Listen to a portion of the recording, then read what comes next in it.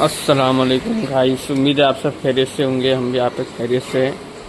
तो मैं आपका स्वागत करता हूँ मेरे यूट्यूब चैनल में एक ही पेट्स लवर में। तो आप देख सकते हो कि हमने कुछ और बजीज परचेस किए हैं, जिसमें से ये नीचे दो मेल बैठे हुए। ये दो मेल है और एक ऊपर मेल बैठा हुआ है ब्लू कलर में, और ये रेड आइज की फीमेल है। और नीचे भी एक फीमेल बैठी है मल्टी कलर में।